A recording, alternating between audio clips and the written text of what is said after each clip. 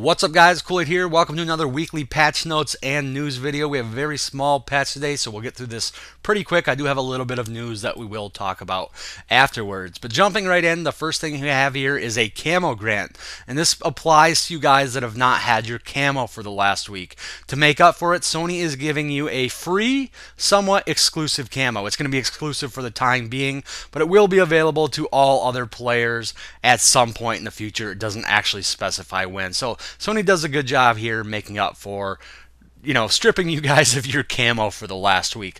We have a couple new player studio items, actually some cockpit glass here. We have Blast Shield cockpit glass and the Flying Menace cockpit glass.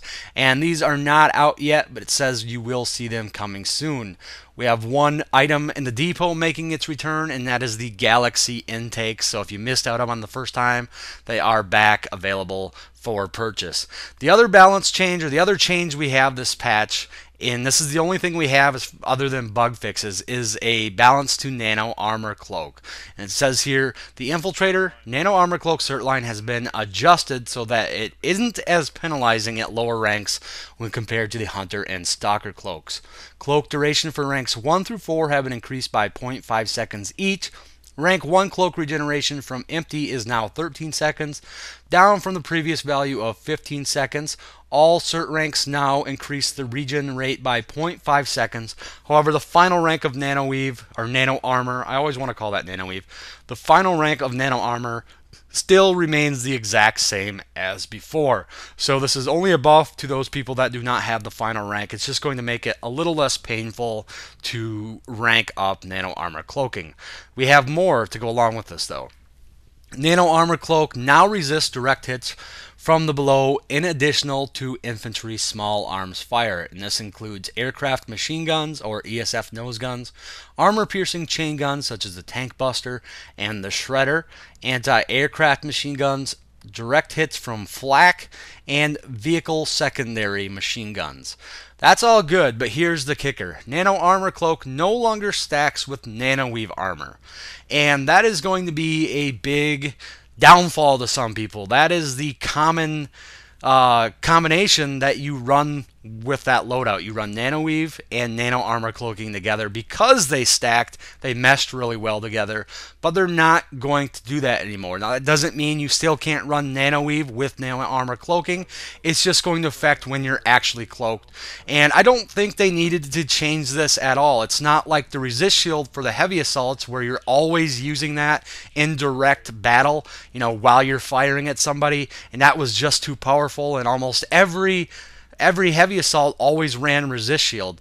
Not like the Nano Armor Cloaking on Infiltrators, where barely any Infiltrators actually run Nano Armor Cloaking. So I didn't think they need to change this, and this is just going to make fewer people run Nano Armor Cloaking now than did before. So I don't like this change, but it's there. If you use Nano Armor Cloak, you're going to have to adjust.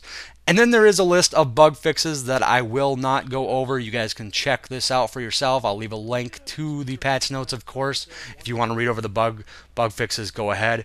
I do have a little bit of news today. Hawson is available on the public test server. You can go there, fly around, walk around, do whatever you want. I spent maybe 5 minutes flying around on it. I mean, it's very green. There isn't a whole lot you can do because it is the test server and there's not a whole lot of action going on, but it is there if you want to check it out. And also the mission system is put on the test server as well, and I don't know how properly it's actually working. Again, I didn't spend much time with it. Didn't really seem to do a whole lot, and that might be a direct effect of the lack of players on there as well. But if you want to go check out the mission system, that is on public test server as well. I don't know if they're going to be doing any PTS events anytime soon or whatever, but it would be worth checking it out if the mission system is working properly on there and giving some good feedback about whether or not it's working, or whatever. Just give feedback and let them know what you guys think about it. But for the most part, that's all I have for Planetside 2, direct Planetside 2 news. The last thing I do want to mention is that I just got done doing a new duality with Youngblood. If you've never seen that before, if you're not subscribed to STL Youngblood, it's basically where we sit down, usually with a guest, and talk about a certain issue or something going on in Planetside 2. They can usually get quite lengthy, and usually we do have a special guest or a guest, and this week it was Rel. So I know a lot of you guys are Rel fans, and pretty much any of you who subscribe to me probably already subscribed to Rel as well. But I will leave you a link to Youngblood's channel. You guys can go check it out. I don't know when the duality will actually be up. It is a very lengthy episode. It's something like 45 minutes. So it's not the easiest or quickest video to put together for Youngblood, but I think that should be up tomorrow. Either way, you should subscribe to his channel. He does a lot of different stuff than I do, a lot of stuff that focuses on ESFs or just flying in general. But anyways, guys, that's all I have for today. As always, thanks for watching, and I will talk to you all later.